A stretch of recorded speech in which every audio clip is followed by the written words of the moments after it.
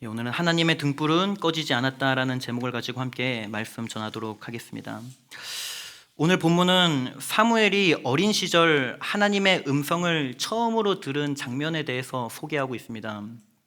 먼저 오늘 배경이 되는 1절을 보시면은 아이 사무엘이 엘리 앞에서 여호와를 섬길 때에는 여호와의 말씀이 희귀하여 이상이 흔히 보이지 않았더라.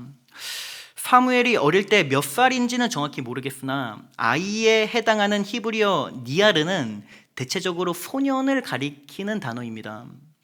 그러니까 사무엘이 12살에서 한 14살 정도 되는 나이였을 것으로 추정이 됩니다. 그렇게 사무엘이 어릴 때 사무엘이 제사장 엘리의 지도를 받으며 하나님을 섬기고 있었던 것입니다. 그런데 이때 당시의 상황이 어떠하다고 나와 있죠? 여호와의 말씀이 희귀하여 이상이 흔히 보이지 않았다고 나와 있습니다. 그러니까 지금 이 시대는 하나님의 말씀이 잘 나타나지 않고 영적으로 매우 어둡고 깜깜한 시대였다라는 거예요. 하나님의 계시가 이스라엘 백성들에게 전하여지지 않고 꿈이나 환상을 보는 영적인 지도자가 없었다는 것입니다. 마치 하나님의 깊은 침묵을 경험하는 것 같은 그러한 상황이었습니다. 그러니까 이스라엘 백성들이 하나님의 뜻을 분별할 수가 있을까요? 분별하지를 못하는 거예요. 그러니까 자신의 소견에 옳은 대로 행하는 이 영적인 어두움이 이스라엘에게 임하게 되는 것이죠. 이것이 사무엘이 어린 소년일 때 이스라엘 백성들의 영적인 상황이었습니다. 그렇다면 하나님께서 왜 이스라엘 백성들에게 침묵을 하셨던 것일까요? 왜 여호와의 말씀은 희귀했고 이상이 흔히 보이지 않았던 것일까요? 그것은 타락한 이스라엘을 향한 하나님의 심판의 측면으로도 볼 수 있고, 또한 그만큼 간절히 하나님의 말씀과 계시를 사모했던 사람이 이때 당시에 없었다라는 거예요. 하나님은 기본적으로 이스라엘과 소통하기를 원하시는 하나님입니다. 그러나 하나님은 인격적인 분이시라 아무에게나 하나님의 말씀을 주시지는 않으세요. 하나님은 자신을 경외하고 자신의 말씀을 사모하는 자를 통해서 이스라엘에게 항상 말씀하셨습니다. 그런데 여호와의 말씀이 희귀하고 이상이 흔히 보이지 않았다는 것은 하나님을 진실되게 경외하고 하나님의 말씀을 간절히 찾고 사모하는 사람이 이때 당시에 찾아보기가 어려웠다라는 거예요. 원래 이 역할을 해야 할 사람이 어떠한 사람들이죠? 영적인 지도자들입니다.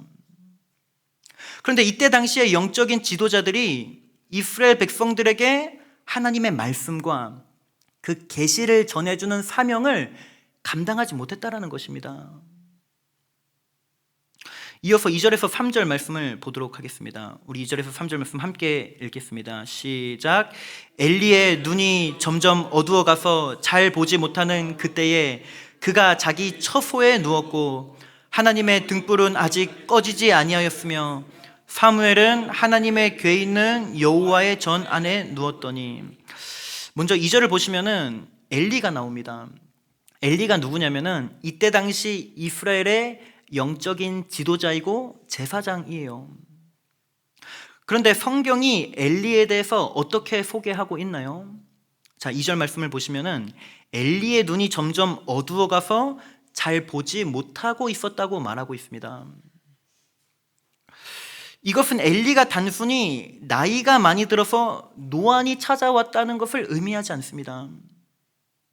엘리의 눈이 점점 어두워져 갔다는 것은 엘리의 영적인 상태를 보여주는 것입니다. 즉 엘리가 영적으로 어두워져 가고 둔하여져 갔다는 은유적인 표현이에요. 시편 19장 8절에 보면은 이러한 구절이 있습니다. 여호와의 계명은 순결하여 눈을 밝게 하시도다. 자, 여기서 말하는 눈이 단순한 시력을 의미하는 걸까요? 아니죠. 여호와의 계명은 순결하여 우리를 영적으로 밝혀준다는 것이에요. 우리에게 영적인 분별력을 허락해 준다라는 것입니다.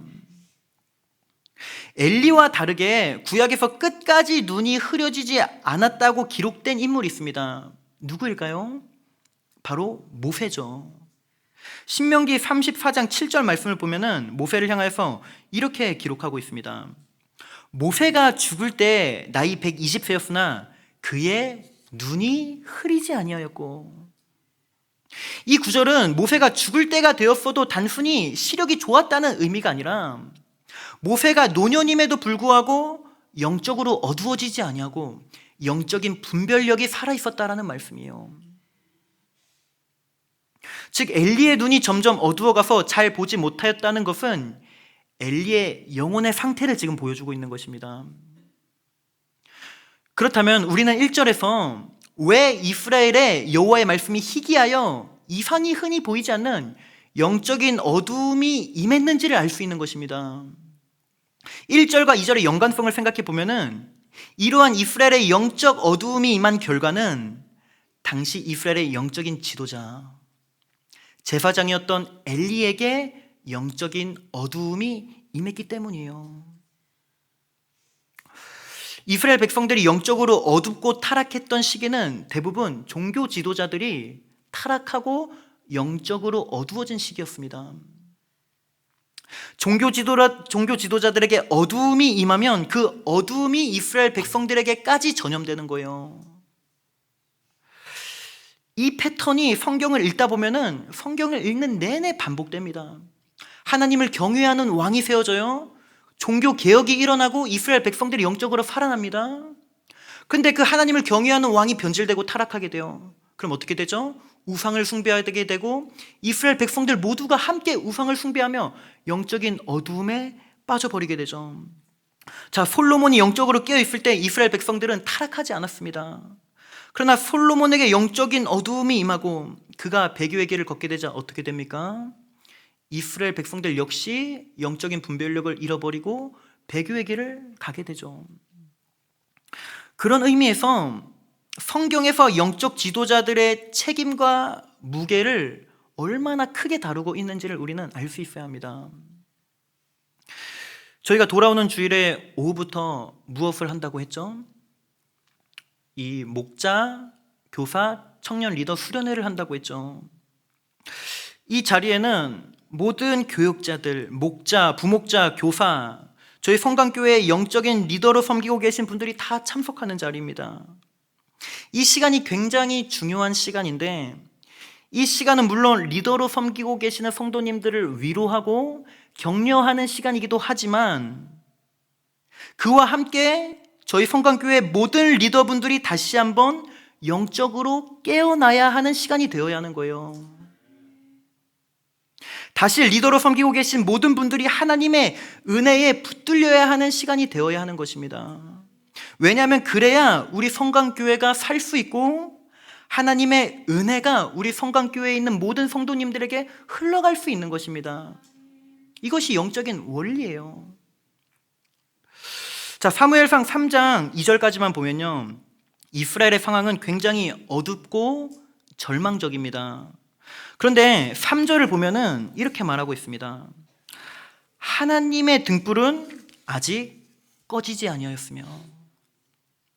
레위기 말씀에 따르면요, 성소에서 등불은 매일 저녁부터 아침까지 늘 켜져 있어야 합니다. 이것을 꺼지지 않도록 누가 관리해야 하냐면은 제사장이 관리해야 했어요. 그런데 하나님의 등불이 아직 꺼지지 아니하였다고 말하고 있는 것은 지금 거의 등불이 꺼져간다라는 거예요. 따라서 문자적으로 이 구절을 해석해 본다면은 시간적으로는 이제 아침이 밝아오는 새벽의 시간을 가리키고 있는 것으로 볼 수 있습니다. 그러나 이 구절은 단순히 시간의 흐름을 보여주는 구절이 아닙니다. 1절과 2절에서 지금 이스라엘은 영적으로 깊은 어두움 속에 빠져 있어요. 이스라엘의 영적인 지도자 엘리 역시 영적으로 점점 어두움 속으로 들어가고 분별력을 잃어버리고 있습니다. 이스라엘이 굉장히 지금 절망적인 상황인 거예요. 풍전등화와 같이 흔들리는 상황입니다. 그러나 그러한 상황 속에서 3절에 하나님의 등불은 아직 꺼지지 아니하였다라는 이 구절이 등장하고 있는 것은 이 어둡고 절망적인 상황 속에서도 하나님은 이스라엘 백성들을 포기하지 않으셨다라는 의미입니다. 즉 깊은 어둠 가운데 있던 이스라엘 백성들에게 아직 희망의 빛이 남아있다라는 거예요. 아직 소망이 있다라는 것입니다. 그러면서 3절에 이어서 누가 등장하냐면은 아이 사무엘이 등장합니다. 우리는 이로써 누구를 통하여서 하나님께서 이스라엘 민족을 향한 하나님의 등불을 계속해서 비추시게 될지를 알 수 있는 것이죠. 사무엘을 통해서 하나님의 등불을 계속해서 비추이실 것을 알 수 있는 것입니다. 3절에 사무엘이 어디에 누워 있냐면요, 하나님의 궤가 있는 여호와의 전에 누워 있다는 것을 알 수 있습니다. 그런데 다시 2절을 보시면요, 엘리는 지금 어디에 누워 있냐요? 엘리는 지금 자기 처소에 누워 있다고 나와 있습니다. 우리는 여기서 성경 저자가 엘리와 아이 사무엘을 비교해서 보여주고 있다는 것을 볼 수 있어야 합니다. 제사장 엘리는 지금 자기 처소에서 편안하게 누워있는 반면에 아이 사무엘은 하나님의 궤가 있는 여호와의 전 어딘가에 누워 있었다라는 것입니다. 그렇다면 이 새벽에 왜 엘리는 자기 처소에서 편안하게 잠을 자고 있는데 아이 사무엘은 하나님의 궤가 있는 여호와의 전에 누워 있었던 것일까요? 원래 저녁부터 아침까지 밤새도록 여호와의 등불을 관리해야 하는 그 역할을 해야 할 사람은 아까 제가 말씀드렸다시피 제사장의 역할이었습니다. 그런데 지금 엘리가 그 역할을 하고 있습니까? 안 하고 있죠. 그걸 자기를 수종 들고 있는 어린 사무엘에게 하나님께서 맡겨주신 그 직무를 맡겨버리고 엘리는 지금 자기 처소에서 편안하게 잠을 자고 있습니다. 지금 여기서 벌써 엘리의 신앙이 얼마나 느슨해졌고 나태해졌는지를 우리는 확인할 수 있는 겁니다. 하나님의 궤가 상징하는 것이 무엇입니까? 하나님의 임재예요. 그 누구보다 하나님의 임재를 사모하며 하나님의 전을 사모하고 지켜야 할 이스라엘의 영적인 지도자, 이스라엘의 제사장 엘리 안에 하나님의 임재를 사모하고 하나님의 집을 관리하고 지키려는 마음이 보이지가 않는 거예요. 그러니 당연히 제사장 엘리는 영적으로 어두워져 갈 수밖에 없는 것이고 하나님의 말씀을 들을 수가 없었던 것이죠. 반면에 아이 사무엘을 보니 지금 어떠하죠? 하나님의 궤가 있는 여호와의 전. 이때 당시는 성전이 지어지기 전이니까 여호와의 성막이었을 것입니다. 그 여호와의 성막 어딘가에 지금 누워 있는 거예요. 여호와의 성막에서 누워서 잠을 자는 것이 뭐 그렇게 편하고 따뜻했겠습니까? 그럼에도 사무엘이 왜 여호와의 성막에 지금 누워 있는 것일까요? 아마 첫째로 사무엘은 하나님의 등불을 꺼지게 하지 말라는 그 레위기서에서의 하나님의 말씀을 충성스럽게 지키기 위함이었을 것입니다. 엘리 제사장이 힘들고 불편하니까 아마 그 직무를 자기를 수종드는 그 어린 사무엘에게 그냥 맡겨버린 것 같아요. 그런데 사무엘은 어린 나이였지만 하나님의 등불을 관리해야 하는 그 직무를 불평하지 않고 엘리 대신에 지금 충성스럽게 그 성막 안에서 감당하고 있었던 것입니다. 그리고 오늘 3절에서 사무엘이 그냥 여호와의 전 안에 누워 있었다고 말하지 않고 하나님의 궤가 있는 여호와의 전에 누워 있었다고 말하는 것으로 보아 어린 사무엘은 아직까지 하나님을 제대로 만난 적은 없지만 하나님의 궤가 상징하는 그 하나님의 임재를 그 하나님의 전에서 사모하고 있었을 것이라고 생각할 수가 있습니다. 즉 어린 사무엘은 엘리 선지자와 대조적으로 여호와의 직무를 감당하는 그 불편을 감수하며 그 직무를 충성스럽게 감당하고 있었고, 그 속에서 하나님의 임재를 갈망하고 사모하는 마음이 있었던 것입니다.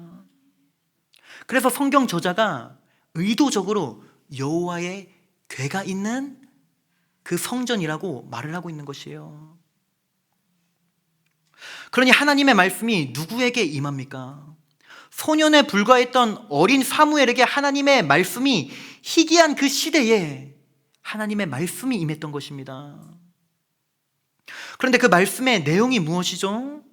자신이 섬기고 있던 엘리 제사장의 집이 영원히 심판받을 것이라는 말씀이었어요. 엘리 제사장이 얼마나 영적으로 둔하였으면은 하나님의 심판의 말씀을 직접 듣지도 못할 지경이 되니까 어린 사무엘에게 그 말씀이 임하여 엘리와 그 집을 향한 하나님의 뜻이 제사장 엘리에게 전달되고 있는 거예요. 자, 우리는 엘리와 아이 사무엘 이야기를 보면서 우리가 반드시 기억해야 될 몇 가지가 있습니다. 먼저 사무엘의 특징을 보면은 그는 어린 나이였지만 불편을 감수하면서도 여호와의 직무를 충성스럽게 감당합니다. 12살에서 14살 정도 되는 소년이 밤에 얼마나 이 잠을 참기가 쉽지 않았을까요? 한참 잠이 많을 때 아닙니까? 밤새도록 하나님의 등불을 지키고 관리해야 하는 일이 과연 그 어린 사무엘에게 쉬웠을까요? 쉬운 일이 아니었으니까 엘리가 사무엘에게 넘겨버리고 감당하지 않으려고 했던 것이었겠죠. 그러나 사무엘은 비록 어린 나이였지만 불편하고 힘이 들더라도 자신에게 맡겨진 그 하나님의 직무를 지금 최선을 다해서 감당하고 있는 거예요. 지금 이 직무를 사무엘이 아무리 열심히 해도 그것을요 보는 사람도 없고 알아주는 사람 한 명 없는 상황입니다. 아무도 보지 않는 그 칠흑 같은 어둠 속에서 지금 홀로 그 일을 감당하고 있는 거예요. 그 어린 사무엘이 말입니다. 그런데 아무도 주목하지 않는 사무엘을 주목하시는 분이 있었습니까? 누구입니까? 여호와 하나님이 그 사무엘을 주목하십니다. 성도 여러분, 하나님은요 온 땅을 두루 감찰하시는 분이십니다. 하나님의 시선이 미치지 않는 곳이 단 한 군데도 없다라는 거예요. 아무도 보지 않는 것 같지만 하나님은요 여호와의 직무, 하나님께서 나에게 맡겨주신 그 사명, 아무도 보지 않고 아무도 알아주지 않을 수 있지만 그럼에도 하나님의 뜻을 따라 그 하나님의 일들을 충성스럽게 감당하는 자들을 지금도 하나님은 주목하고 계십니다. 대표적으로 하나님의 눈에 딱 들어왔던 구약의 인물이 있었죠. 누구냐면은 다윗이에요. 다윗은 어린 목동에 불과할 때 자신에게 맡겨진 일이 무엇이었냐면은 아무도 관심 갖춰주지 않는 양 지키는 일이었습니다. 그 양 치는 일. 그런데 다윗은 그 일상의 생활 속에서 그 양 지키는 일을 결코 단순하게 생각하지 않았습니다. 하나님의 청직의 자세로 그 일을 감당했던 거예요. 그 일이 하나님이 나에게 맡겨주신 사명이라고 다윗은 생각했을 것입니다. 그러니까 다윗은 누구보다도 그 일을 사랑합니다. 그리고 사람이 보거나 보지 않거나 다윗은요 그 양 지키는 일에 자신의 목숨을 걸어요. 자신의 생명을 다해서 맹수와 싸우며 자신에게 맡겨진 양들을 지키고 보호합니다. 그런 다윗의 모습이 하나님의 백성들을 지키고 책임져야 할 이스라엘의 왕의 모습에 적합하다고 하나님은요 다윗을 주목하셨던 거예요. 우리가 신앙생활을 하다 보면요 굉장히 편안하게 신앙생활하는 사람들이 있습니다. 그런 사람들이 지혜롭게 신앙생활을 하는 것 같아 보일 때도 있어요. 자신을 굉장히 잘 지키고 자신의 시간을요 잘 지켜냅니다. 맨날 헌신하는 입장에서 보면요 그런 사람들이 때로는 부럽기도 하죠. 그러나 부러워할 필요가 없습니다. 왜냐하면 신앙생활에서 편안함을 추구하기 시작하게 되면요, 결국에는 엘리와 같은 모습으로 변질되기 쉽다라는 거예요. 엘리가요, 처음부터 하나님의 등불을 지키는 일을 감당하지 않고 자신의 처소에서 편안하게 잠을 잤을까요? 그렇지 않았을 것입니다. 아마 엘리도 처음에는 열심히 불편을 감수하며 하나님의 전에 누워서 그 하나님의 등불을 관리하는 일에 힘썼을 거예요. 그러나 엘리가 그 일을 좀 피곤할 때마다 사무엘에게 한 번, 두 번 맡겨보는 거예요. 오늘은 내가 너무 피곤하니까 너가 이 일을 대신 좀 처리해라 하고 처소에 들어가는 것이죠. 이렇게 엘리가 점차 편안함에 익숙해지자 결국에는 하나님이 자신에게 맡겨주신 사명마저 아이 사무엘에게 맡겨버리고 자신은 편안함과 안락함을 택하며 하나님의 마음에서 벗어나게 되는 것입니다. 또한 사무엘과 엘리 제사장 이야기를 통해서 기억해야 하는 두 번째 사실은, 하나님은요, 하나님의 임재를 갈망하고 사모하는 자를 주목하신다는 사실입니다. 오늘 엘리 제사장이 하나님의 궤가 있는 여호와의 전을 떠나 자기 처소에서 편안하게 잠을 잤다는 것은요, 그가 하나님의 임재를 더 이상 사모하고 갈망하지 않았다라는 것을 단편적으로 보여주는 구절입니다. 하나님의 임재를 누구보다 사랑했던 다윗은 시편 27편 4절에서 이렇게 고백합니다. 제가 읽겠습니다. 내가 여호와께 바라는 한 가지 일, 그것을 구하리니 곧 내가 내 평생에 여호와의 집에 살면서 여호와의 아름다움을 바라보며 그의 성전에서 사모하는 그것이라.